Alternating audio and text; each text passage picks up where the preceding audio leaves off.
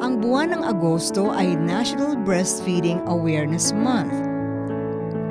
Ating alamin kay Dr. Maria Carolina Mirano ng Dr. Jose Fabella Memorial Hospital ang kahalagahan ng breastfeeding.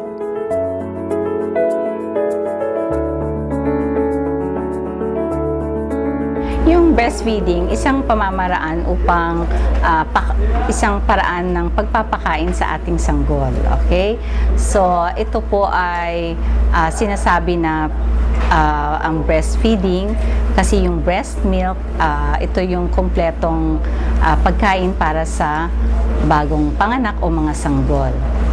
Okay, dito sa Fabella, alam naman po natin na ito ay breastfeeding hospital. So, lahat po ng mga nanay na nanganganak dito ay nagpapasuso. Maliban lamang po dun sa mga, of course, yung mga hindi nila nakasama na yung baby nila. So, kahit yung mga batang nasa ICU, kung hindi man nagbe-breastfeed directly sa mother, ay binibigyan po ng breast milk.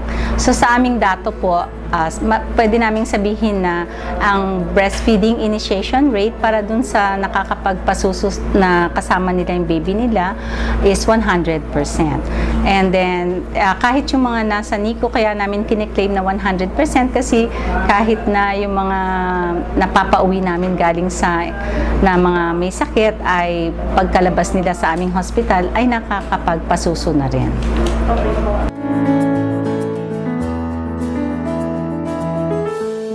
Para sa baby, ang importansya nito ay ito nga po yung kompleto na pagkain kahit wala ka ng ibang fluids o pagkain na bibigay sa baby kasi ito ay kompleto. Pangalawa, ito ay maraming antibodies kaya sinasabi po natin na protektado yung baby sa infection. Of course, pangatlo, alam natin na ang pagpapasuso ay walang gastos kaya nakakatulong to sa economic part, no? Sa financial na aspeto. Wala silang babayaran, wala naman po silang gagastusin na gamit, no? Kasi kung hindi na sila kailangan magpakulo ng tubig, no? Or kung magbibigay ng ibang breast milk substitutes. And of course, sabi natin, ligtas sa ang mga babies din sa allergy, no? Nakakatulong po yon. And of course, yung later on, pag laki na ng mga bata, no? Sabi nila na they are also mas less yung chronic diseases later in adult life.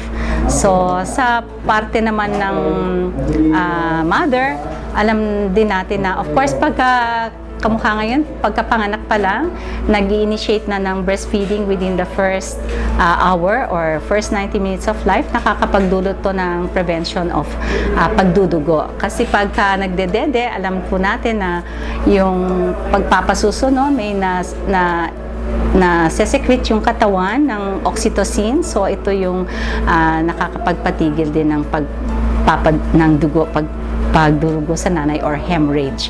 And then, mas madali din bumalik sa dati yung katawan ng nanay. And of course, yung isa din po ito sa mas lesser ang incidence of breast cancer among breastfeeding mothers. And may sinasabi pa na sa mga nanay, it also decreases the incidence of other conditions like osteoporosis din daw sa nanay. So, those are among the benefits sa mother po.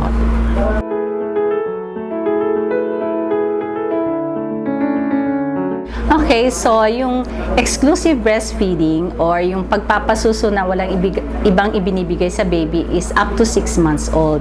But breastfeeding can be continued until 2 years and beyond.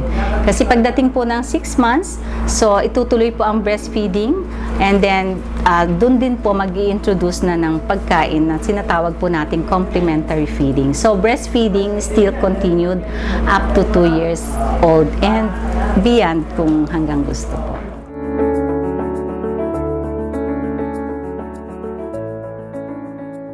karamihan kasi ng mga nanay, no, lalo na kung wala silang idea na ang usually na naririnig natin, sasabihin natin magpasuso sila pagkapanganak, sasabihin nila wala silang gatas pa.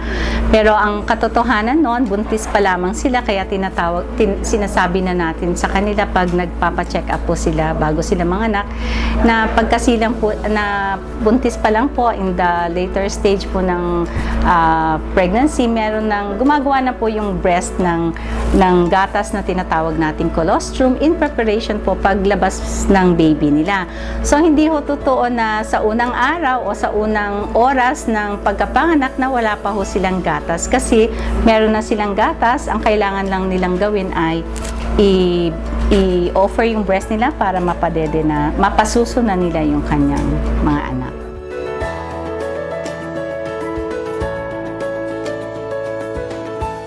Yung pagpapasuso, pwede siyang form of, meron tayong tinatawag na lactation amenorrhea method. So, yung isang nanay na nagpapasuso, may criteria lang po para maging mabisa siyang pamamaraan ng family planning nga sinasabi natin, no?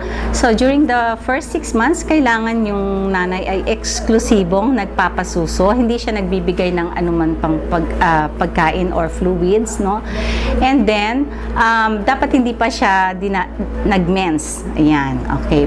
So, yung first 6 months lang po siya mabisa. So, after that, so kailangan na niyang mag-practice ng other form of family planning like natural family planning method once po na bumalik na yung menses niya, or kung hindi naman, kung ano po yung nararapat sa kanya, at meron naman pong family counseling, family planning counselors na pwedeng magbigay ng impormasyon tungkol po sa pagpaplano, maliban po sa yung tinatawag nating lactation amenorrhea method.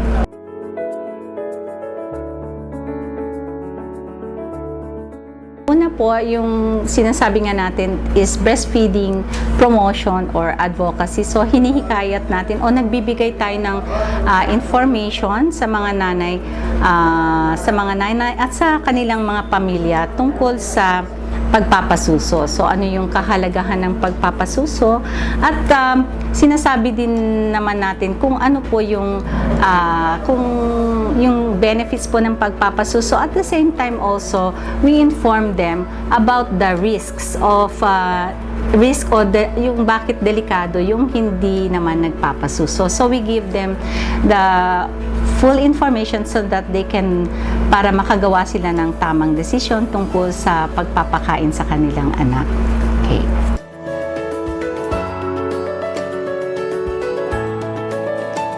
Kamukha ng laging sinasabi namin sa mga nanay, ang gatas ng ina ang pinakamagandang ibigay nila sa kanilang anak tungo sa isang malusog na bata, dahil po sa nasabi nating benepisyo nito sa mga tatay at sa kanilang pamilya.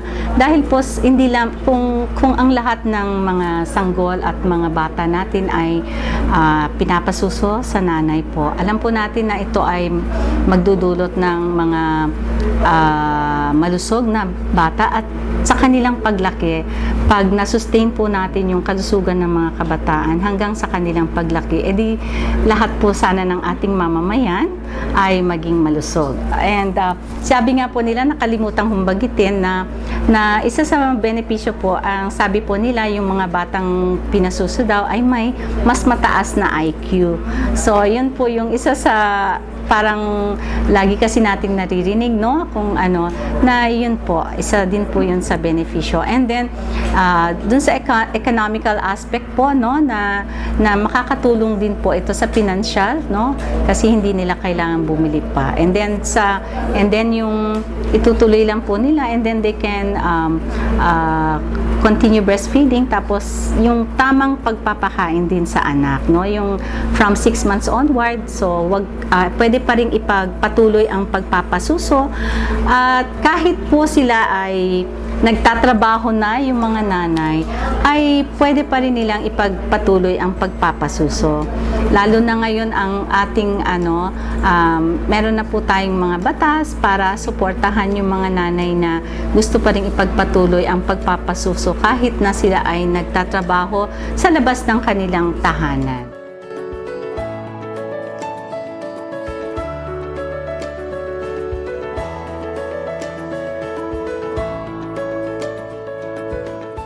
breastfeeding at family planning, susi sa likas kayang pag-unlad. For more information, visit www.pcw.gov.ph.